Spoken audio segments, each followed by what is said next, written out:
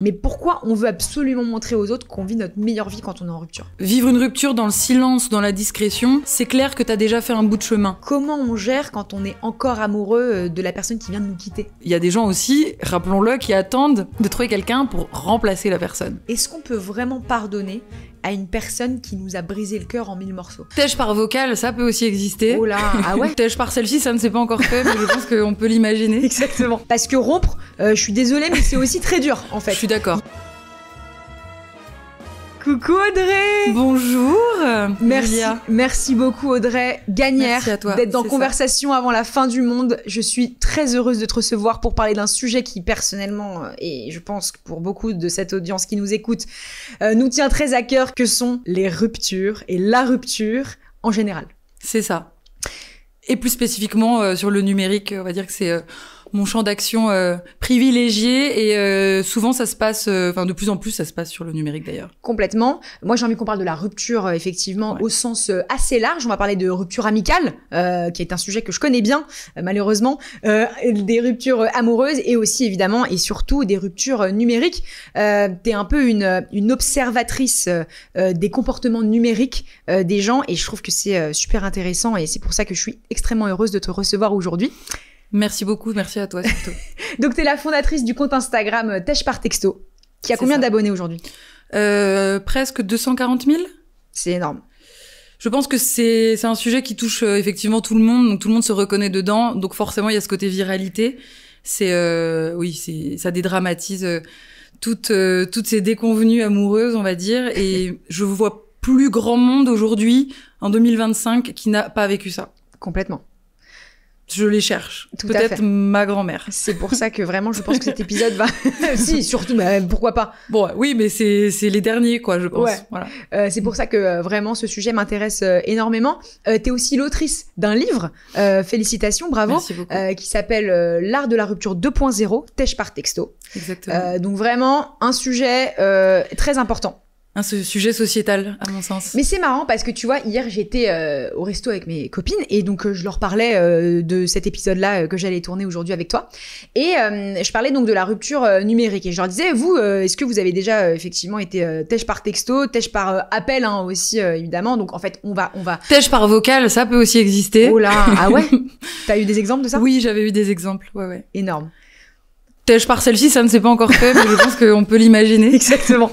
Tèche par story. Oui. Non. Ok, on va analyser toutes les ruptures. Et donc, mes amis me disaient, c'est marrant parce que, alors, effectivement, pas au bout de 2 ou 3 ans de relation ou d'une relation importante, mais quand c'est une relation pas très importante, genre quelques mois, bah, elles m'ont dit, elles préféraient Oui. être, bah voilà, tèche par message, par appel, plutôt que le café où tu vas te rejoindre avec la personne et où le moment est ultra gênant et en fait, la personne ne sait pas vraiment quoi dire. Enfin, tu vois, c'est... Mais je suis complètement d'accord avec ça. Et en fait, c'est pas un procès contre forcément le fait de dire ces 4 vérités par texto. C'est pas ça qui, moi, me dérangeait au départ.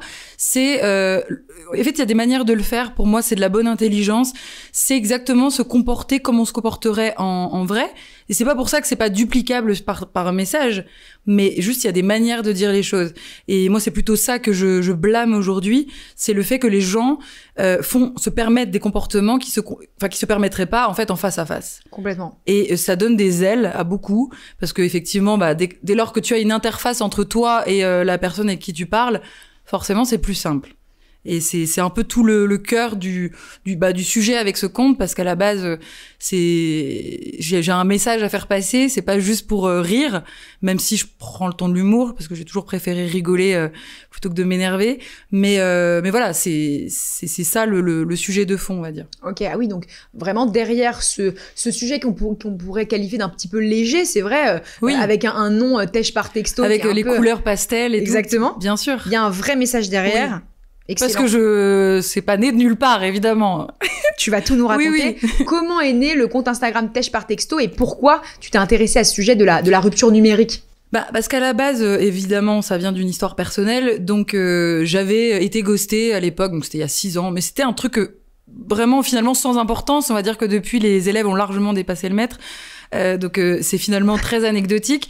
Mais c'est surtout parce que je trouvais que mes amis et moi, donc dans un cercle déjà restreint, on passait énormément de temps à parler de ça, en fait, à analyser les manières, les manières d'écrire, qu'est-ce qu'il fallait répondre à tel ou tel texto, est-ce qu'il fallait mettre des points de suspension ou un point d'exclamation, est-ce qu'il fallait mettre plutôt un emoji comme si, je veux dire, ça prend un temps fou dans les conversations, mais personne finalement ne pointe du doigt les règles, on va dire, de bienséance sur le numérique.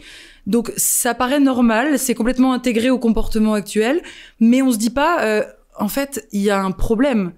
Il y a un problème parce que on se bouffe la vie avec ça. On se bouffe la vie et que ça peut aller même jusqu'à l'analyse d'un mail, je sais pas, au travail de son boss qui a l'air un petit peu, différent d'habitude. Tout ça parce qu'on n'a pas de communication non verbale, on n'a que le verbal. Et en fait, quand on enlève la communication non verbale à un échange, ça laisse la place à énormément d'interprétations, beaucoup plus que quand on a quelqu'un en face, et ça bouffe la vie. Donc, si en plus on ajoute de l'impolitesse et voilà, enfin le fait de mal se comporter, mais alors là, je veux dire, on peut détruire quelqu'un. Et moi, j'ai vu des gens détruits simplement parce que on reçoit des amis à moi qui se sont tapés des dépressions parce qu'elles ont reçu le message de trop ou le message qui les a fait cogiter pendant des semaines et des semaines. Donc en fait, c'est un projet assez pédagogique, Tèche par texto. Pour rappel, en fait, tu publies sur ton compte Instagram Tèche par texto des screenshots de gens qui ont largué par message d'autres gens. Alors, c'est les gens qui reçoivent, parce que sinon ce serait trop facile, donc il faut s'avouer un petit peu vaincu quand on m'envoie la capture d'écran. Mais oui, c'est ça. Alors, c'est soit des ruptures en bonne et due forme, donc qui mettent fin à des relations qui ont vraiment existé, on va dire, soit c'est des manières de se parler sur les applications de rencontres, par exemple, même sur les réseaux, parce que avant même qu'une relation naisse, les gens arrivent déjà à mal se parler, c'est fascinant, sans même se connaître.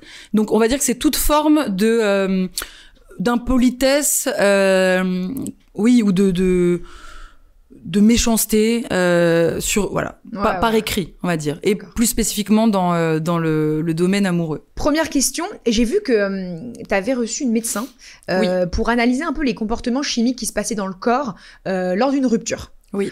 Est-ce que tu peux nous en parler et qu'est-ce qui se passe chimiquement quand on est largué, en fait? Oui, on a analysé avec mon ami The French Radiologist, que j'aime beaucoup. En fait, on voulait faire un contenu un petit peu pédagogique parce qu'effectivement, une rupture, ça provoque des vrais signes au niveau physiologique. Il se passe des vraies choses. C'est pas seulement dans la tête. Donc, c'est surtout au niveau hormonal. Il y a 4 grands types d'hormones qui vont évoluer après un choc. Type rupture. Donc on a quatre grandes hormones qui vont évoluer. Donc on a la dopamine et l'ocytocine qui sont, entre guillemets, si je synthétise, les hormones du bonheur, donc qui elles sont forcément en baisse puisque on a eu une hausse assez brutale quand on était en couple avec les câlins, tout ce qui provoque, on va dire, de la confiance et du plaisir. Donc ça, forcément, ça baisse. Donc on est un petit peu, c'est même pas un petit peu, c'est une forme de sevrage. Donc il y a le côté manque et qui va provoquer des troubles pour le coup physiologiques particuliers. Et on a 2 autres hormones qui sont le cortisol et l'adrénaline, qui elles sont plutôt les hormones du stress, qui pour le coup elles sont explosent. Et c'est ce qui provoque le côté mal-être, le côté palpitation, je me sens pas bien, mal au ventre, voilà. Donc ça a un vrai effet sur le corps, et c'est pour ça qu'en général les premières semaines après une rupture, on n'est pas au top. Exactement. Et on va voir même tout à l'heure s'il n'y a pas des petits remèdes, des petits tips quand on vit une rupture pour essayer d'aller mieux et pas sombrer, évidemment. Et je pense moi personnellement, j'ai eu des ruptures amoureuses extrêmement fortes dans ma vie, dont une qui vraiment a marqué un avant et un après un peu. Tu vois, c'était après mon premier amour. J'ai eu une relation de 2 ans. C'est souvent celle qui marque. Exactement. Ouais. Exactement, tout à fait. Et on dit souvent aussi que le premier amour lesbien, c'est-à-dire entre filles, est très intense et donc en fait te marque à vie. Ta première rupture amoureuse quand tu sors avec une meuf, c'est la fin du monde. Ça marque au fer rouge. Exactement, c'est ça. Le reste de tes relations. Tout à fait. Et c'est exactement ça. Et ensuite toutes tes relations sont marquées effectivement par cette première relation et en tout cas cette première rupture. Donc Donc, je suis très contente de t'avoir sous la main. Écoute, je vais faire mon possible. Tu as dit dans un de tes posts que les ruptures, on les vit différemment selon les âges. On la vit différemment quand on a 20 ans, on la vit différemment quand on a 30 ans. C'est quoi un peu les différences entre les dizaines, on va dire, à 20 ans, à 30 ans, 40 ans, 50 ans? C'est quoi un peu les différences entre les ruptures? Alors, je sais pas s'il y a vraiment des différences par palier, on va dire, de 10 années, mais pour moi, il y a une chose qui est sûre, c'est que plus on vieillit, plus on traîne de boulets aux pieds. Oh. C'est-à-dire que pour moi, à 20 ans, bon, c'est le début de la vie amoureuse, donc tu es encore fleur bleue, tu es naïf, tu ne sais pas à quelle sauce tu vas être mangé. Et donc, si tu veux, tu as ce côté... t'es positif en fait, t'es positif, t'as envie de vivre le truc à pleine, enfin croquer le truc à pleines dents, voilà, tu t'ouvres, t'es perméable en fait, ta carapace elle est posée sur le côté, ton armure aussi, enfin voilà, tu te donnes entre guillemets à fond. À 30 ans, ça commence à être différent parce qu'en fait t'as accumulé déjà quelques déceptions, t'as commencé à voir la réalité du marché et bon, ça commence à devenir un petit peu compliqué. Et en fait, et je le vois avec mes amis, je le vois avec les abonnés quand je reçois des témoignages, il y a vraiment ce truc de, ben voilà, je me suis fait trahir par exemple sur telle chose et c'est des choses sur lesquelles maintenant je vais me méfier et c'est des choses qui vont rentrer en compte dans mon analyse et dans l'appréhension de l'autre. Et donc tu ne vas pas être de la même manière, tu vois. Ouais, et donc pour moi c'est ça, c'est l'accumulation en fait des déceptions qui font que t'es moins léger, t'es plus sur tes gardes, t'as plus de traumas. Et les traumas, Dieu sait que ça rentre en compte dans une relation et que bah souvent tu les dupliques d'une personne à l'autre. Bien sûr. Donc il y a un peu aussi ce truc de dire bon ok là ça c'est un truc qui m'est arrivé encore récemment, c'est de te dire est-ce que c'est les traumas du passé ou est-ce que c'est mon sixième sens?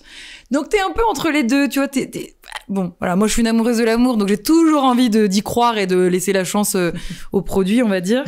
Mais parfois je me fais avoir parce qu'en fait, oui, t'as le sixième sens qui rentre en jeu, c'est pas que du trauma. Enfin bref, plus tu vieillis, plus c'est compliqué à mon sens. Bien sûr. Voilà. Là, pardon, je rebondis sur ce que tu viens de dire, mais t'es une amoureuse de l'amour. Là, t'es célibataire. Je suis célibataire depuis quelques semaines. Et quelques semaines. Quelques mois, enfin quelques semaines. Enfin c'est pareil en fait. Et l'instigateur de la rupture de cette relation. Patèche par texto, j'imagine. Non.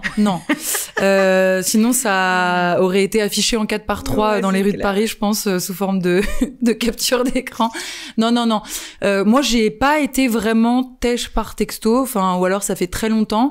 Bah, tout simplement parce que j'ai eu quand même des relations relativement longues et qu'effectivement, je suis pas tombée non plus sur les pires des goujats, quand même des gens qui avaient un minimum de bienséance, donc ça s'est fait par oral. C'est pas pour ça que c'est plus simple, hein, ceci dit. C'est tout aussi compliqué, mais t'as le temps de poser tes questions.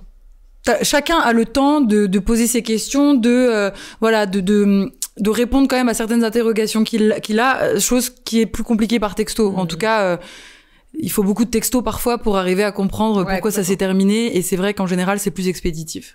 Et par rapport à l'âge, est-ce que tu as des témoignages sur ton compte de personnes qui ont 60 ans ou plus, 70 ans, et qui t'envoient des screenshots de tèche par texto? Oui, j'ai eu quelqu'un de 60 ans, c'était il y a, je dirais, 1 ou 2 ans, qui m'avait envoyé un screen en me disant ça fait 15 ans qu'on est ensemble, c'était un deuxième mariage je crois, on a eu 2 enfants ensemble et il vient de me larguer par texto et il est parti avec une autre. Mais non. Et ouais. Ah oui. Donc ça commence même à intégrer les autres tranches d'âge. C'est en fait ça commence à toucher tout le monde d'une certaine manière. En fait, il y a un aspect, je pense, très déceptif envers la personne quand ça fait 15 ans qu'on est ensemble et qu'on se reçoit un pauvre texto. Ouais. Ça montre la considération que l'autre avait pour toi, quoi. Ouais, complètement. Ok. Bah, tout à l'heure, on va parler des conseils un peu, des conseils aux personnes qui vont rompre, en fait. Oui. Parce que rompre, je suis désolée, mais c'est aussi très dur, en fait. Je suis d'accord. Il y a les gens qui se font larguer, c'est une catastrophe. Bah, si t'as un minimum d'empathie, larguer quelqu'un, c'est compliqué. Exactement. Moi, je sais que ça me met quasiment autant mal au ventre que quand tu sais que tu vas te faire larguer. C'est affreux. Ah bah ouais. Et puis après, tu souffres aussi quand tu romps avec une personne. Tu peux aussi souffrir pendant des mois. Pareil, du manque, etc. C'est pas seulement ceux qui se font larguer qui souffrent dans une rupture. En tout cas, c'est important de le rappeler, je crois. Tout à fait. Bon, on va parler après des meilleures façons de rompre, évidemment. Mais oui, voilà, en fait, ça c'est une bonne question, tu vois, c'est comment savoir, et on va, voilà, donc on parle à l'audience, comment savoir quand c'est le meilleur moment pour rompre? Parce que souvent, en fait, on est dans une relation, on se dit, putain, je sais pas, je me pose des questions, est-ce que j'ai encore envie d'être avec la personne? Mais on sait jamais quel est le bon moment, tu vois, pour rompre. Moi, j'ai envie de dire que c'est quand ça nous paraît évident, mais c'est jamais vraiment évident pour tout le monde. Bah, en fait, le truc, c'est d'essayer de pas être égoïste avec la personne en face. Mais en général, on s'écoute plus soi que l'autre, hein. On va pas se mentir. Je pense que la majorité des cas, les gens se privilégient eux-mêmes. Donc, il y a ce truc où les gens vont rompre quand ils savent que, à 100% que ça va être terminé. Donc, parfois, le moment entre les premiers doutes et le moment de la rupture, il peut être long. Exactement. Et c'est cette latence qui fait perdre du temps, finalement, à la personne avec qui on est et qui est pas cool. Mais ça, c'est parce que les gens se privilégient eux-mêmes. Parce que si tu commences à avoir des doutes et que tu sens que le respect que tu voues à l'autre, il commence un petit peu à être en décroissance, c'est à ce moment-là où tu devrais dire bon, effectivement, je suis plus dedans. Effectivement, peut-être que je prends un risque de regretter, mais au moins je veux pas de perdre de temps à l'autre. Parce que t'as des gens, ils attendent vraiment d'être au bout du truc. Donc l'autre, il a encore pas perdu parfois, mais même jusqu'à plusieurs années avec toi. Mais tu restes parce que c'est confortable, tu vois, puis parce que il y a des gens aussi, rappelons-le, qui attendent de trouver quelqu'un pour remplacer la personne. Et ça, c'est beaucoup des cas. Oui. Donc en fait, c'est le pire parce que tu te dis bon ouais bah en fait c'est confortable pour moi, j'ai pas envie de me retrouver seule, donc je vais remplacer la personne avant de partir. Oui, faut pas trop faire ça, je pense, parce que c'est la majorité des gens qui attendent qui sont dans la philosophie un clou chasse l'autre, c'est-à-dire qu'ils attendent effectivement, comme tu viens de dire, de rattraper une branche, lâcher une branche. C'est des gens qui ont peur de la solitude et qui ont peur d'être seuls. Or, il y a énormément de bienfaits à la solitude et au célibat. Oui, mais le problème, c'est qu'être bien avec soi-même, ça demande énormément de santé d'esprit. Je ne vais pas t'apprendre, Julia, que nous sommes dans une société où les gens ont beaucoup de problèmes à régler avec eux-mêmes. Ouais. Je le sais parce que moi aussi, et moi, enfin, je veux dire, je prends le temps d'aller voir un spécialiste parce que je pense que c'est une hygiène de vie, tout simplement, parce que justement, j'aimerais arriver à être aussi très bien avec moi-même et que ce soit une évidence. Ça l'est pour très peu d'entre nous, mais les gens prennent pas le temps aussi de se poser les bonnes questions, donc ils font chier les autres. Pardon, mais c'est un peu le cas. C'est-à-dire qu'en fait, voilà, c'est-à-dire qu'ils déversent tous les travers de leurs choses à régler, on va dire, sur leur partenaire. Donc ils traumatisent les gens, mais se posent pas les bonnes questions en se disant, peut-être que ça serait bien finalement que je règle ce que j'ai à régler avec moi-même, que je consulte un spécialiste et juste que je sois sain d'esprit. Donc en fait c'est une sorte de système de vase communicant. Les gens emmerdent les autres qui à leur tour vont être traumatisés, donc vont aller faire chier tout. Ça me saoule. Enfin moi j'ai un vrai truc avec ça, mais t'as raison. J'aimerais que les gens se prennent en main en fait. Bien sûr. En fait, quand tu travailles sur toi et que tu vois un psychologue en réalité, effectivement, c'est pas magique, mais au moins tu fais la démarche. Tout à fait. Et c'est aussi un signal, à l'univers, en tout cas, que tu vas prendre soin des gens qui sont autour de toi. Et en cas de rupture... C'est qu'il y a une volonté, en tout cas, d'être bienveillant avec toi et avec les autres. Ouais. Ça témoigne, cette démarche témoigne quand même de quelque chose. Ouais. Alors je dis pas que ça veut dire qu'il faut nous mettre une pancarte verte sur la tête en disant... I am... Je suis en thérapie. Ouais. I am clean with everybody. Mais c'est juste que, oui, ça témoigne d'une démarche que clairement les autres, n'ont pas. Et oui, pour moi, c'est quand même un bon signal. Et dans une rupture, on peut être traversé par plusieurs sentiments.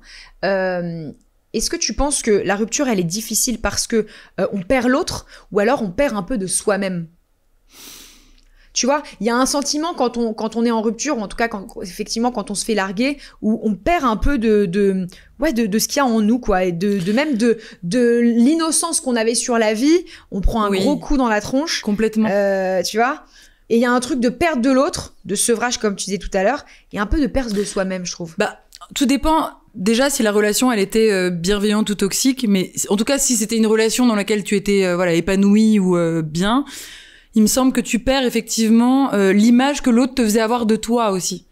Donc parfois c'est positif, parfois c'est négatif parce que t'es pas toujours avec des gens qui font ressortir le meilleur de toi-même. Mais en tout cas, quand tu romps pour entre guillemets de bonnes raisons, j'ai envie de dire, tu perds qui t'étais dans cette relation. Ouais, et en fait, faut arriver à te reconstruire, à te revoir toi comme tu es toi, sans le regard que l'autre posait sur toi. Puis après, il y a aussi un truc qui rentre en jeu et qui est un peu moins constructif, je dirais, c'est l'ego.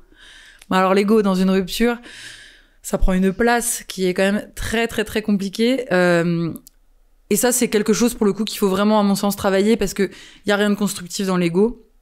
Ça ne te fera jamais prendre les bonnes décisions, ça ne te fera jamais voir la rupture sous le bon prisme, et tu finiras par y retourner pour les mauvaises raisons, parce que juste tu n'as pas envie, que ce soit l'autre qui te largue, et donc t'as envie toujours de le récupérer, mais voilà, juste pour une mauvaise raison. L'ego, c'est un super thème par rapport à la rupture, c'est sûr. Et sur ton compte, j'ai vu, et dans le livre aussi, tu compares un peu les manières de gérer les ruptures selon les âges. Tu dis par exemple qu'à 20 ans, et moi j'ai tellement fait ça, quand je me suis fait larguer quand j'avais 22 ans, je sortais, je me faisais belle, je postais sur Instagram pour que l'autre voie et voit surtout que j'aille bien, et surtout cacher ce chagrin d'amour que je vivais. C'est classique, c'est vrai que 10 ans plus tard, quand j'ai resubi une rupture, j'étais pas du tout dans ce mindset-là. Je voulais pas du tout poster à fond sur Instagram pour que l'autre me voie. Au contraire, je prenais du temps pour moi. Je me reposais.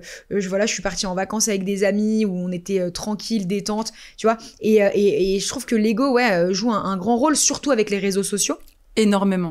Et je pense que tu as dû recevoir pas mal de témoignages de gens qui vivaient des ruptures extrêmement difficiles parce qu'ils voyaient leurs ex sur les réseaux sociaux, danser en boîte de nuit, vivre leur meilleure vie en fait. Mais pourquoi on veut absolument montrer aux autres qu'on vit notre meilleure vie quand on est en rupture ? C'est exactement ça, c'est l'ego. C'est-à-dire qu'en fait, on ne supporte pas que l'autre imagine que ça va pas. Sauf que le problème, c'est que, on sait très bien que c'est une stratégie et qu'en fait, c'est faux. Enfin... Je veux dire, en général, plus t'en montres, plus tu vas mal. Ou en tout cas, plus tu vis mal le truc. Vivre une rupture dans le silence, dans la discrétion, c'est clair que t'as déjà fait un bout de chemin. T'as fait un bout de chemin, alors que ce soit par rapport à ta relation finie ou par rapport à ta maturité, c'est clair. Et tu as raison, c'est vrai que plus tu vieillis, en fait, plus ça paraît obvious que ça va pas quand tu fais ça. Donc, tu prends le truc un peu à l'envers et tu te dis, finalement, je vais vivre le truc dans la discrétion, dans le calme, dans le silence, et je reviendrai quand ça ira vraiment mieux. Ouais, bien sûr. Tu vois ? Donc, oui, je suis d'accord avec toi, et c'est vrai que, moi je travaille sur les réseaux sociaux, toute ma vie est un peu liée aux réseaux sociaux, donc, par exemple, tu vois, t'es fatigué aussi de ça.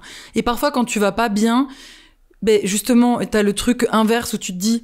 Waouh, je pose mon téléphone à côté, je prends un peu de temps dans le silence, en fait, le calme et stopper un peu les stimulations. Et c'est fatigant de faire semblant. C'est extrêmement fatigant. Tellement. C'est des stratégies, c'est qu'est-ce que je vais, où est-ce que je vais aller, qui je vais voir, qu'est-ce que je vais porter, non mais je veux dire, moi je me souviens, il y a quelques années, limite c'était un script que j'écrivais quoi. Tu vois, pour essayer de faire. Parfois ça marche pas, et souvent ça ne marchait même pas. Parce qu'en fait, ça paraît trop évident de faire ça. Donc, l'autre en face... Alors, ça peut marcher à moindre dose, mais je veux dire, même les gens, souvent, savent très bien que tu fais ça exprès. C'est un côté un peu ridicule. Oui, on vous voit. C'est vrai, on vous voit ceux qui fake un peu le truc. Surtout quand t'étais en couple où tu mettais rien, parce que du coup, t'avais personne à séduire. Puis que le jour où tu romps, ça y est, c'est parti. Et en fait, tous les jours, il y a une photo de toi avec une tenue différente, limite prise sous les projecteurs. On se demande si ça n'a pas loué un photographe pour le faire. On a compris. On va donner un petit peu des conseils à ceux qui viennent de se faire larguer. Déjà, on a toute notre empathie qui est avec vous, les Bien amis. Sûr. Quel conseil tu donnerais à ceux qui viennent de se faire larguer ? Quelle est la meilleure routine à avoir après une rupture ? Je vais parler de ce que je connais. Moi, c'est le sport et le travail. Oh. Mais alors, c'est... sans tomber dans l'extrême, parce que moi, je tombe un peu dans l'extrême et je suis capable de bosser 12 heures d'affilée sans même manger. Ne faites pas ça, ne reproduisez pas ça à la maison, ça ne sert à rien non plus de s'épuiser. Mais moi, en fait, dans les moments où, parce que moi, j'aime être en couple. C'est vraiment un truc que j'apprécie. Donc, si tu veux, quand je perds ça, je me retrouve un peu le bec dans l'eau en mode, t'as perdu un des trucs qui est le plus important pour toi. c'est-à-dire construire avec quelqu'un. Donc, qu'est-ce que tu peux faire pour maintenir en fait la balance, si tu veux. Donc, pour moi, c'est le sport et le travail. Donc, du coup, en général, je me remets à fond dans le sport, parce que parfois en couple, je suis un peu fainéante. Et je me remets à fond dans le taf, parce que je me dis au moins, tu perds pas de temps pour entre guillemets potentialiser ce qui peut te faire être une meilleure personne. Je suis complètement d'accord. Bon, et ça fait un peu meuf parfaite. Non, mais c'est vrai parce que en fait, tu utilises une énergie qui est un peu négative, forcément de chagrin, etc. Et t'essaies de la transformer en une énergie positive. Le sport, c'est un super conseil parce que tu vas te dépenser, te libérer la tête et développer de l'endorphine. Ouais, il y a exactement ce côté bienfait physiologique et psychologique, parce qu'effectivement, t'as besoin de ça quand t'es pas bien, de sécréter les bonnes hormones. Et puis, il y a toujours un peu ce truc de me dire...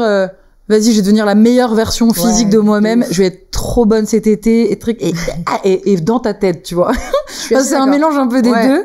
Et le travail, c'est me dire, je vais faire grave de l'oseille. Vas-y. Comme ça, je vais kiffer ma vie. Je vais pouvoir partir en vacances avec mes amis. Enfin voilà. En fait, c'est. Je vais développer des super projets, même au sein de l'entreprise dans laquelle je travaille. Exactement. Parce que bon, après je les ai vécues, les ruptures horribles où tu sors tous les soirs, où t'es crevé le lendemain. Enfin, bien sûr, je pense qu'il faut un temps pour tout. Et oui, et même quand je suis en rupture, c'est vrai que parfois je sors et je me dépense aussi en rigolant et en m'amusant le soir. Mais c'est moins constructif quand même, on va pas se mentir. C'est ça, c'est le doux, on va dire, c'est sport, travail, concentration et travail sur soi. Et le don, ça va être effectivement de se perdre en fait dans les sorties, dans l'alcool. Parce que l'alcool est dépresseur, donc ça agit mal sur ton cerveau, même si c'est quelques minutes de répit quand t'es un peu ivre contre une journée voire plusieurs jours pour t'en remettre, parce qu'en fait t'es en baisse d'endorphine justement. Puis en plus t'es crevé, donc double peine parce que tu fais rien de très constructif pour le coup en lendemain de soirée quoi. Ouais, c'est ça. Donc c'est vrai que c'est marrant sur le moment, mais c'est quand même pas le truc à faire, quoi. Et lors d'une rupture, on a tout un tas d'émotions qui nous traversent, notamment la colère. Comment on gère la colère envers son ex quand on vient de se faire larguer? Bah moi je fais du sport du coup, mais mais il y a la technique de l'écriture aussi qui est pas mal. Moi je sais que j'ai souvent écrit des messages que je n'ai jamais envoyés. Pas mal ça. Alors j'écrivais des messages que je pensais que j'allais envoyer. Donc c'est encore mieux parce que du coup tu es hyper sincère dans l'écrit et voilà, et tu déverses vraiment toute ta colère dans les mots. Puis après tu le relis quelques heures plus tard ou tu l'envoies parfois à tes copines en disant idée, ça. Tu crois que j'envoie, et là tes potes te disent non. Attends demain. Oui, c'est ça, t'as déversé une première version de ce que tu penses et ensuite tu reviens dessus et tu dis tiens, en fait tu dis finalement déjà est-ce que le jeu en vaut la chandelle, 2 est-ce que il comprendra ce que je veux dire. En vrai, je pense pas. Et 3, il changera pas parce que je lui ai dit ces 4 vérités, donc laisse-le dans sa propre merde. Mais au moins, t'as eu ce truc cathartique où bon, t'as dépensé un petit peu de tes énergies négatives et ça soulage. Ça soulage. C'est clair. Et bon, pour la plupart des personnes qui se font larguer, ils se font larguer par des personnes qu'ils aiment. Comment on gère quand on est encore amoureux de la personne qui vient de nous quitter? En fait, c'est un petit peu aussi la balance entre se respecter et savoir s'il y a quelque chose de récupérable, en fait. C'est un peu ça aussi. Bon, déjà, est-ce que c'était une relation qui faisait du bien? Est-ce que, au meilleur des meilleurs moments, déjà, est-ce que ça durait les bonnes périodes et est-ce que vraiment j'étais complètement épanouie, respectée et tout? Donc déjà, arriver à identifier si la relation était viable. Si elle l'est pas, tu sais qu'il y a de l'ego. Donc moi, je prends plutôt le parti de me dire ça va passer. Mais alors oui, c'est sûr que pendant parfois des semaines voire des mois t'es mal.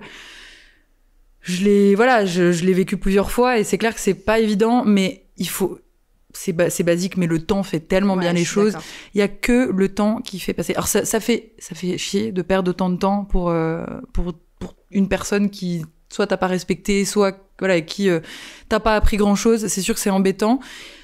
Mais en même temps, t'as pas envie d'y retourner pour revivre exactement la même chose. Ouais. Vraiment, dans les ruptures, le temps est ta meilleure amie. Non, mais c'est impressionnant. C'est plus tu t'éloignes de l'événement, plus tu vas mieux. C'est ça qu'il faut se dire. Oui, et il faut surtout pas, parce que parfois, les petits revivals de la relation, quand tu te réécris, tu te revois, même si c'est pour passer une nuit ensemble, il faut se dire que ça ne fait que reculer l'échéance de la guérison. Ouais, tout à fait. Moi, je me suis toujours mis cette limite. Ouais. C'est jamais recoucher avec son ex, en fait. Jamais recoucher avec mon ex. Compliqué parce que même si t'as l'impression d'être détaché, tu l'es pas. Ouais. Tu l'es pas et en fait ça rallume les braises quoi. Ouais, ça te remet une gueule de bois supplémentaire. L'horreur. Et c'est pas non, c'est à ne pas reproduire, à ne pas faire en fait, tout simplement. Et attends, donc oui, toi t'as eu une grosse rupture. En fait. J'en ai eu plein. Ah oui. Oui, j'en ai eu plein. Mais c'est parce que je suis en fait, et ça je suis en colère contre ça, j'ai été biberonnée au Walt Disney en fait. Ah ouais, donc bien sûr. voilà, donc moi je suis dans ma tête, je suis une princesse et je veux trouver mon prince. Et franchement, je commence à me demander si un jour j'ai des enfants, si je vais vraiment leur montrer les Walt Disney avec les princesses, parce que je n'arrive pas à me décoller de ce modèle. C'est ça que je veux dans ma vie, c'est trouver mon prince charmant. Donc à chaque fois que je suis en relation, voilà, moi je suis sur un cheval et il y a mon prince devant et ça galope dans les champs de fleurs. Enfin non mais c'est terrible d'être comme ça, mais bon, après, c'est tellement enfoui et ancré que je peux pas, je pense que je pourrais jamais modifier vraiment ce modèle que j'ai là du couple. Mais c'est vrai que dans les Walt Disney, il n'y a pas vraiment d'exemple de rupture entre la princesse et le prince, quoi. Non, puis je veux dire, c'est toujours magique. Moi, j'ai toujours envie, quand je suis en relation, de penser que c'est magique. Tu vois, de penser que c'est une relation qui est envers et contre tous. Mais en fait, t'échappes pas à la loi de la vie, à la loi et aux lois sociétales actuelles qui sont basées sur le consumérisme. Je suis désolée, mais dire aujourd'hui, t'es dans un grand supermarché d'humains et tu passes d'humain en humain, quoi. Enfin, c'est donc t'es soumis à ça, à moins de tomber sur une personne qui vraiment a les mêmes valeurs que toi. Ça m'est rarement arrivé, donc voilà, c'est ça c'est un idéal qui se confronte à la réalité. Et qui, moi, à chaque fois, me fait beaucoup de mal. Mais d'ailleurs, dans l'éducation, je trouve que c'est un sujet hyper intéressant. Dans l'éducation à la vie affective, en réalité. Est-ce que tu penses qu'on devrait enseigner un peu l'art de la rupture, ou en tout cas l'art de relationner avec les gens sentatimentalement à l'école, par exemple? C'est incroyable que tu me parles de ça. C'est parce ton que combat. Ouais, parce qu'en fait, il y a une époque, je me disais, est-ce qu'on devrait pas instaurer des cours même de conversation sur le numérique aux plus jeunes? Oh. Parce que bon, après, être en face à face, c'est encore autre chose. Pour moi, c'est l'éducation, on va dire, presque pure et dure, donnée par la famille. Mais le côté digital, je sais pas si les parents sont encore suffisamment, éveillés par rapport à ça pour pouvoir donner vraiment des conseils aux enfants. Ouais, et puis selon les générations, en plus, et c'est difficile. Selon les générations, c'est ça. Mais je trouve qu'il faudrait apprendre aux plus jeunes à converser sur le numérique et à leur donner une sorte de guide un petit peu, de règles d'usage des plateformes et des réseaux pour éviter de se détruire, quoi. Enfin, je veux dire, quand on voit déjà les problématiques que pose le harcèlement, par exemple, sur le numérique, c'est de plus en plus courant. Je veux dire, les enfants même qui se suicident par rapport à ça. Enfin, on dirait qu'il y a une éducation qui est pas faite dès lors qu'on est derrière un écran. Et si oui, pour moi, je pense que ce serait indispensable de le faire. Ah ouais, à l'école. Ouais.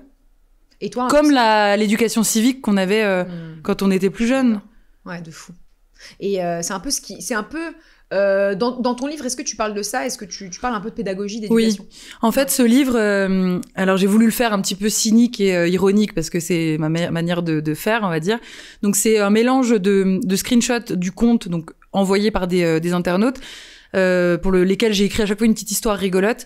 Et les chapitres se débutent par des introductions à chaque fois avec une réflexion justement sur les usages et tout ça, quoi, de manière globale. Ouais. Donc c'est quelque chose qui me tient, moi, énormément à cœur. D'accord. Et justement, est-ce que tu as des exemples, je t'avais demandé un petit peu de préparer, genre, est-ce que tu as des exemples, on va dire, des 5 pires messages que tu as reçus en screenshot sur ton compte Instagram, Tech par texto? J'en ai, c'est compliqué de sélectionner tellement, à chaque fois, c'est des pépites. Vous voulez que je vous lise? Ouais, bah ouais, grave. Bon. Alors là, par exemple, il y en avait un qui disait « Avant de te unfollow, je tenais à te dire un truc. J'espère que tu ne le prendras pas mal. » Bon, voilà. C'est quand même de poser les jalons du truc. Grave. Les meufs comme toi qui ne sont pourtant pas top physiquement se permettent de faire les princesses de nos jours à cause de la misère sexuelle. Oula. Sache qu'une meuf comme toi d'1m55 ne pourra avoir qu'un petit poney au physique semblable au tien. Sur ce, bonne soirée et bonne continuation dans la vie. D'accord, ok. Oui, alors, bon, bah là, exemple typique d'un mec, je pense que c'est un mec qui parle parce que quand il parle de misère sexuelle, c'est un peu l'argument des mecs... Frustrés. Non, mais les mecs disent qu'il y a de la misère sexuelle, mais ça veut dire quoi, ça, en fait? Bah, je pense que c'est pour eux. C'est parce que... Oui. Non, mais enfin, là, c'est clairement quelqu'un qui est frustré, qui transpose sa frustration sur la personne en face. C'est typiquement le genre de comportement qu'on retrouve à foison sur les applis ou les réseaux, parce que les gens, ils savent pas se tenir. Enfin... Ils savent pas se tenir, et surtout, tu sais, quand t'as eu une longue journée, que t'es fatigué, que ton boss t'a saoulé toute la journée avec, pour X raisons, que t'as passé 50 minutes dans le trafic, que tu rentres chez toi, t'as rien à manger, enfin, que ta vie c'est de la merde, en fait. Ouais. En fait, quand tu te retrouves sur une appli et que tu te prends un râteau, parce que simplement ça arrive, c'est pas parce que t'es intéressé par quelqu'un que la personne l'est forcément en retour, en fait, parfois tu craques et tu te déverses ta haine, ta frustration et ton seum sur la personne qui est en face.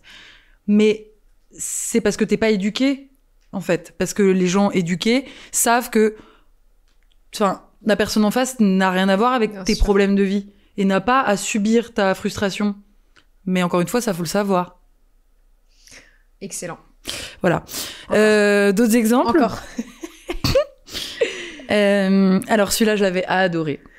Salut, j'espère que tu vas bien. Je n'ai plus ton numéro car je l'ai supprimé pour la simple et bonne raison. Je fais un pas vers toi, une fois et 2 fois. Après, j'estime que c'est à toi de le faire car je suis un homme puissant et riche et je n'ai pas le temps de courir derrière une femme.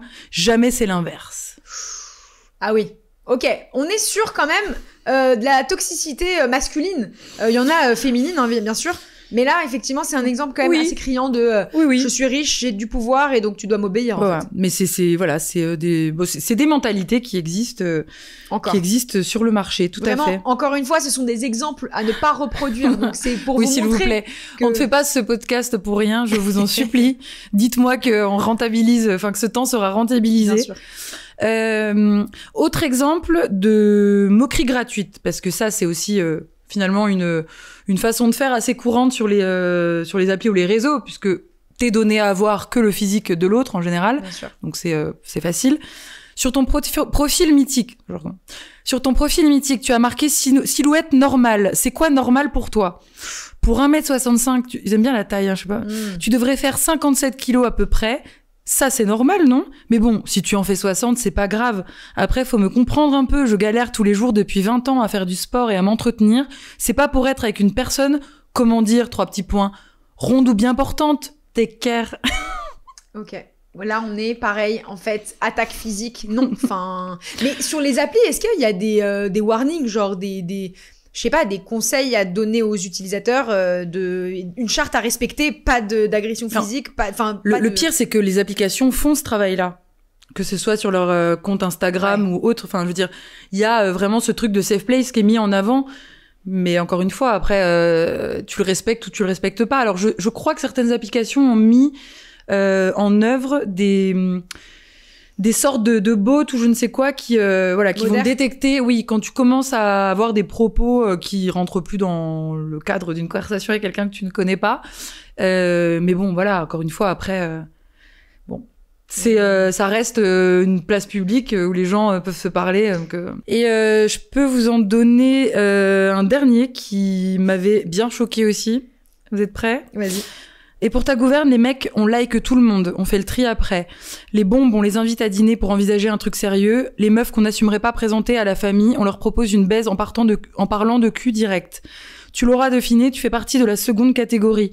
Par contre, vous les nanas, vous likez que quand vous êtes attirés, donc tu m'as liké consciemment, et ça te fout les boules de devoir me vanner maintenant que c'est en totale contradiction avec ton like.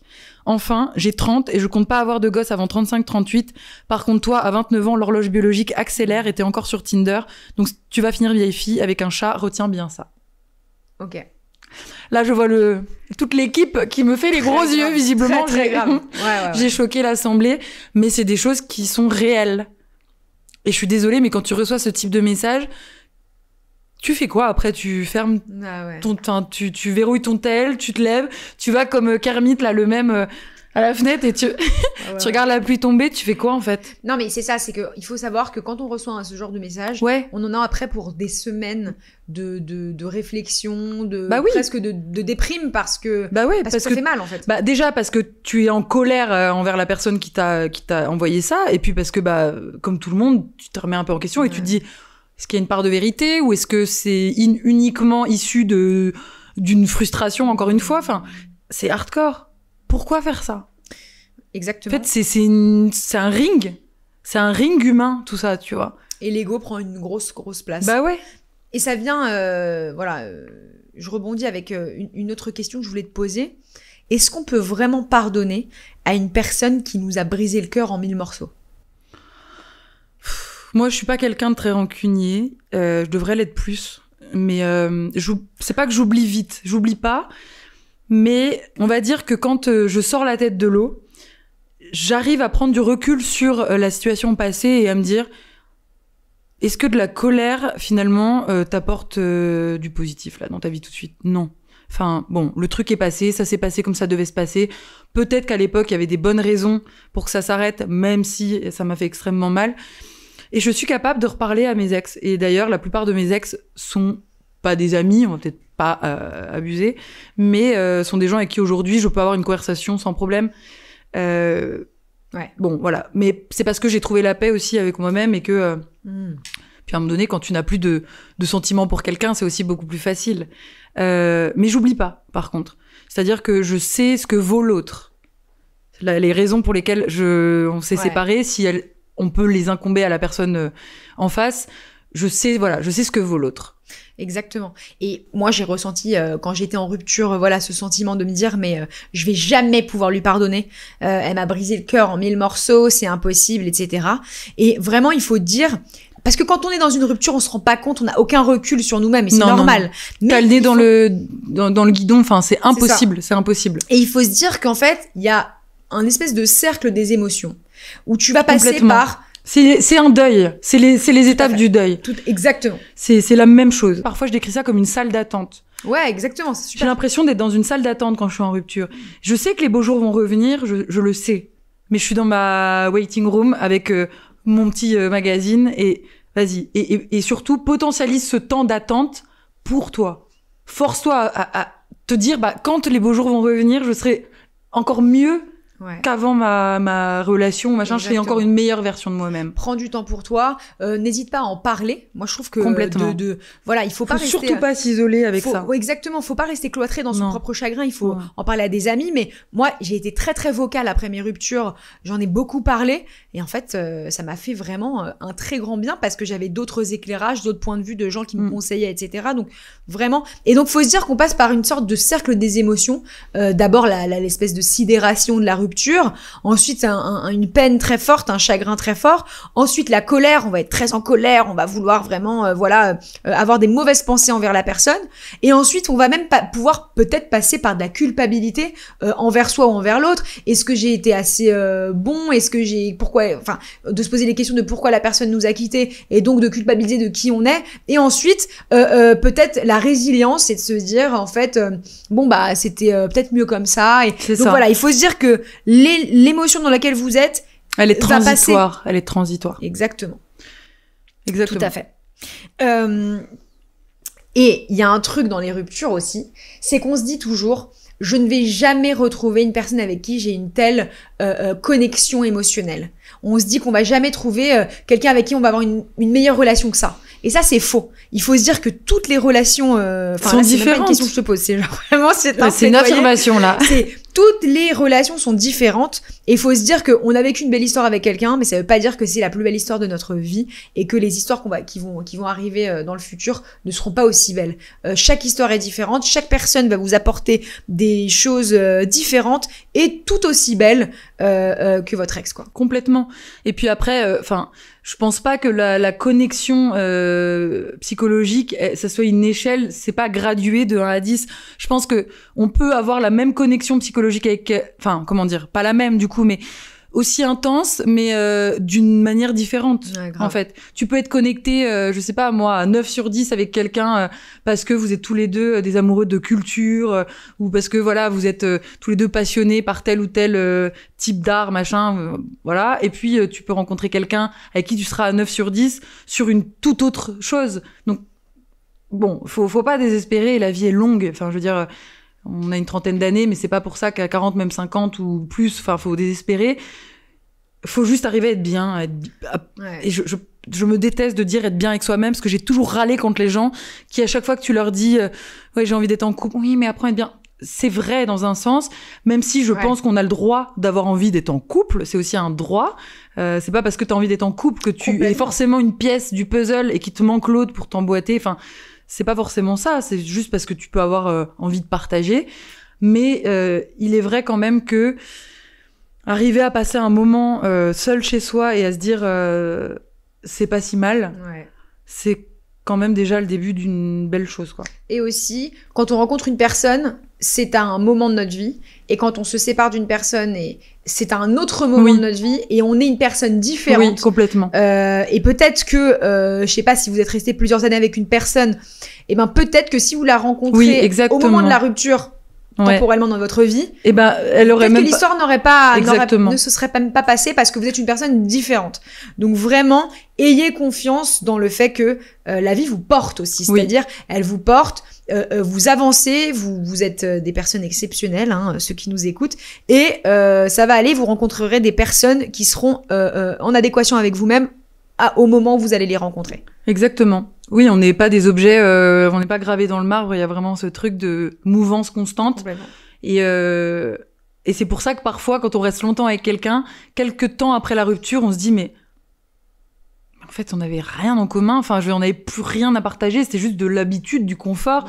C'est ce truc du quotidien où c'est sûr que c'est pénible hein, quand tu te réveilles tous les matins avec quelqu'un, tu es tout le temps accompagné d'une personne pour faire telle ou telle activité. Tu te réveilles un matin et tu te dis bon du coup le dimanche t'es seul, le dimanche soir t'es seul, t'es plus invité au dîner de couple parce que t'es seul. Il y a toute une routine qu'il faut remettre en place. C'est encore une fois le temps. Je suis d'accord. Mais ça revient bien. Tout à fait. Et comment ne pas confondre routine et désamour ? Tu vois, parfois, on est dans une routine avec la personne et on se dit, putain, ça se trouve, je suis même plus amoureuse parce que je suis dans une routine. Parfois, on est vraiment plus amoureux. Mais parfois, en fait, juste, on est encore amoureux. C'est juste qu'on est dans un truc où il faut alimenter un peu le couple, quoi. Je pense que c'est beaucoup lié au projet aussi. Est-ce que tu te projettes avec la personne ? Est-ce que tu as envie de construire quelque chose de commun ? Si vous n'avez pas d'enfants, est-ce que vous avez envie d'avoir des enfants ? Bon, après, on peut très bien ne pas avoir envie d'avoir des enfants, mais par exemple, je sais pas, même, est-ce que tu as envie d'acheter un appartement ? Est-ce que tu as envie de changer d'appartement, même si c'est de la location, tu vois ? Est-ce que juste vous avez des projets communs ? Ou est-ce que progressivement, vous faites un peu tout chacun de votre côté, et en fait, ça devient plus une coloc qu'un binôme ? Tout à fait.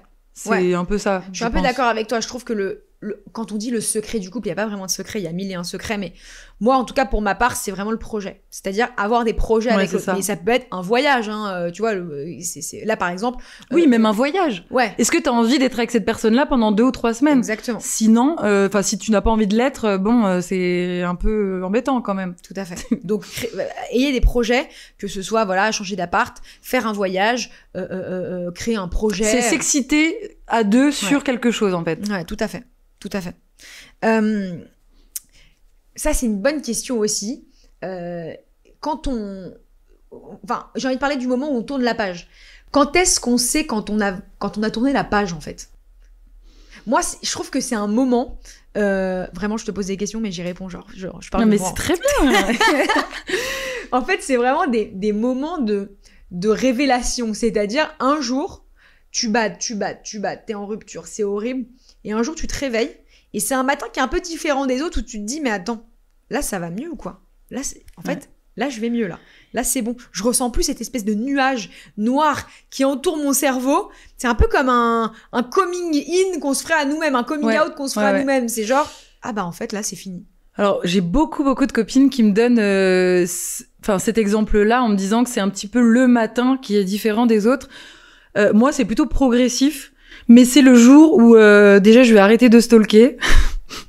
Eh oui. Ah oui, bon indicateur. Ouais. C'est bon ou mauvais, j'en sais rien, c'est l'horreur parce que bon, le stalking fait partie des pires comportements de notre génération. Mais c'est le jour où je vais commencer à en avoir strictement rien à faire. Et puis quand tu commences à avoir envie de te projeter avec quelqu'un d'autre aussi. Et c'est vrai que ça peut arriver très vite. Exactement. Et où tu n'es plus dans la comparaison. Parce que parfois, tu as l'impression que tu es prêt, mais tu vas encore faire des comparaisons avec l'ex. Et bon, c'est que t'es pas tout à fait... tu vois, t'es encore en train de cuire. J'aime bien ton exemple du stalkage parce que c'est vrai qu'en rupture, on stalk tous les jours l'ex. Et en plus, c'est débile parce que la personne ne poste pas forcément tous les jours, donc on revoit les mêmes contenus de la personne. Et c'est vrai que... Mais c'est un lien... En fait, c'est comment dire, c'est presque naturel.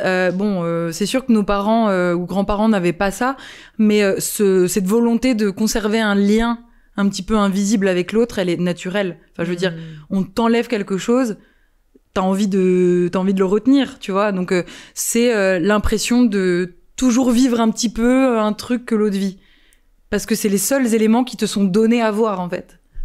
À moins de l'attendre en bas de chez lui, mais là, ça va pas du tout. Là, ça devient passible de poursuite. Oui. J'adore cette interview. Est-ce que tu dirais que t'es devenue une meilleure conseillère auprès de tes meilleurs amis qui sont en rupture depuis que t'as créé le compte Tèche par texto?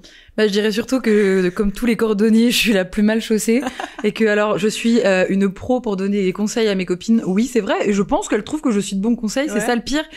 Mais alors, quand il faut me les appliquer à moi, maman, il y a personne. Hein. Ah oui? Tu dirais que tu gères comment tes ruptures?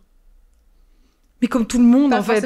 C'est ça, comme tout le monde. Ouais, dire, moi, j'ai aucune formation de psychologue en relation amoureuse. Je suis juste, si je peux caricaturer, mais je suis en haut de ma tour de contrôle et en fait, je vois un petit peu ce qui se passe parce que on me donne des éléments entre guillemets à analyser.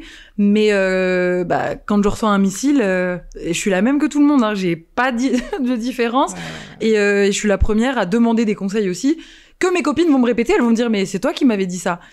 Mais je suis là, oui, c'est vrai. Voilà. Et qu'est-ce qu'on te souhaite là, Audrey, pour la suite? Là, t'as ton compte Instagram, t'as écrit ton livre. Qu'est-ce qu'on te souhaite pour la suite? Qu'est-ce que tu veux faire? Où est-ce que tu veux aller? Écoutez, moi, je suis la dernière personne à me dire où est-ce que tu te vois dans 10 ans, où est-ce que tu te vois dans 5 ans. De ouf. Moi, je me laisse porter par la vie. En fait, je n'ai jamais fait de plan sur la comète. J'ai toujours laissé les choses venir à moi. Après, je suis quelqu'un d'assez culotté, donc je provoque un petit peu ce qui m'arrive, je dirais. Mais je voudrais juste que tout se passe comme j'ai envie que ça se passe, quoi. On va être le plus basique des basiques. Et tu reçois beaucoup de messages en DM de personnes qui viennent de se faire larguer et qui te demandent des conseils? Oui, beaucoup, ça continue à pulluler. Je dirais même que c'est de pire en pire. Je sais pas si c'est une bonne nouvelle ou une mauvaise. Bonne nouvelle pour moi parce que j'ai du contenu, mauvaise nouvelle pour notre époque. Mais oui, c'est constant. D'ailleurs, oui, donc ça se passe pour les gens qui ont vécu un petit drame amoureux. S'il y en a parmi vous, ça se passe en DM, vous m'envoyez votre capture d'écran. Et qu'est-ce que tu as à dire à ceux qui viennent de se faire larguer et qui sont au fond du seau, là? Qu'est-ce qu'on a à leur dire, là, en petit shot de motivation? Bon, ça peut être moins, ça peut être... Bon, non, ça m'étonnerait plus. Mais dans un an, même si ça paraît long, en réalité, ça passe très vite. Vous verrez comme vous verrez vous regarderez cette sale épreuve d'un tout autre œil et peut-être même que vous en serez content parce que on apprend des choses. Toute rupture apprend des choses, même si on a vécu des sales trucs, ça forge, ça fait devenir quelqu'un d'autre. Et puis, c'est certainement, c'est basique, j'aime pas dire ça, mais c'est certainement pour quelque chose de meilleur. Mais voilà, moi je suis à 4-5 mois post-rupture, c'est passé à une vitesse. Mais il faut juste faire des choses qui fassent devenir meilleur pour soi-même, pour les autres. Et franchement, le temps passe très vite. Je suis complètement d'accord. Et moi, j'aimerais dire à toutes les personnes qui viennent de se faire larguer, qui sont en chagrin d'amour au fond de leur lit, en bad, que il faut pas le prendre comme un échec. Non. C'est-à-dire, vous avez eu cette relation. Cette relation, elle était comme un cadeau pour être une meilleure personne. Exactement. Pour comprendre ce que vous voulez ou ce que vous ne voulez pas en relation. Oui, et dites-vous que si ça devait pas marcher, c'est quand même mieux que ça ne dure pas plus longtemps parce que vous perdez quand même moins de temps aussi. Exactement, mais que ce n'est pas un échec. Au Non. contraire, c'est une réussite. Vous êtes sorti avec cette personne, elle vous a apporté telle ou telle chose, vous avez découvert telle ou telle chose sur vous-même, donc c'est une réussite. Il faut Complètement. sortir du cercle vicieux de l'échec et de se dire « Oh mon Dieu, j'ai encore une rupture, c'est encore un échec ». Non, c'est une expérience de plus. Exactement. Et surtout, n'ayez aucune honte. N'hésitez pas à juste avoir un thérapeute ou... Ça se dit thérapeute? Je dis en anglais, moi. Ouais, en anglais, ouais. Je le refais. Et surtout, n'hésitez pas ou n'ayez absolument pas honte de voir un thérapeute ou quelqu'un qui puisse vous accompagner dans cette période, parce qu'on est encore un peu trop, je trouve, dans la diabolisation de la dépression ou juste du fait que psychologiquement ça aille mal, mais c'est pas une honte. Et je pense même qu'être accompagné au quotidien, c'est une hygiène de vie. Vraiment. Et il faut qu'on arrive à dédramatiser et dédiaboliser le côté thérapie. Vraiment. Et vraiment, quand on vit une rupture, c'est, comme tu dis, beaucoup mieux d'être accompagné psychologiquement. Et par parce une que personne neutre c'est difficile aussi. de gérer ça seul. Ouais. Enfin, personne, en fait, n'a les armes pour gérer ça tout seul. Non. Donc, il y a des gens qui sont spécialisés, ils ont fait des études pour ça, ils ont des diplômes pour ça, ils vont vous accompagner, ils servent à ça. Donc, Exactement. n'hésitez pas. Votre santé mentale est précieuse. Tout à fait. Merci beaucoup, Audrey. Merci, Julia. J'ai adoré. Moi aussi. Ça m'a fait un bien fou. Je suis presque dégoûtée que ce soit fini. Ah ouais. Ça m'a fait un bien fou. C'était trop bien. Mais j'ai adoré. Je te souhaite plein de belles choses. Je peux revenir toutes les semaines si tu veux. Ah ouais. On peut se faire un petit format rupture. Je l'ai lancé ça comme ça, mais... Ah ouais. Genre des auditeurs nous envoient des notes vocales et nous on les conseille. Ce serait incroyable. Allô. Ça Julia. Ok. Mon Dieu. Why la not? Naissance en direct, en décalé, mais... Franchement, why not? Il y a un truc à faire. Ok. Merci à tous d'avoir écouté cet épisode. Suivez le compte Instagram Tej par Texto. Achetez le livre Tej par Texto. Et vraiment, si vous êtes en racera de la rupture, on est ensemble. N'hésitez pas à nous envoyer des DM. Gros bisous. Merci à toutes et à tous d'avoir écouté mon podcast Conversation avant la fin du monde. C'était Julia Layani. Si vous avez kiffé ce podcast, n'hésitez pas à faire plusieurs choses. La première, mettez 5 étoiles. La deuxième, taguez le podcast en story. Bon, ça, vous n'êtes pas vraiment obligé, mais en vrai, ça peut grave m'aider. Enfin bon, t'as compris. Et surtout, abonnez-vous au podcast sur la plateforme que vous utilisez. Et si c'est Spotify, mettez un commentaire. Ou tout simplement, vous m'envoyez un DM sur Instagram, sur le compte Conversation avant la fin du monde ou Julia Layani, pour me faire vos petits retours parce qu'ils sont hyper précieux pour moi. Et surtout, merci à vous tous. Je vous promets de faire de mon mieux pour sortir un épisode toutes les semaines. Bisous love.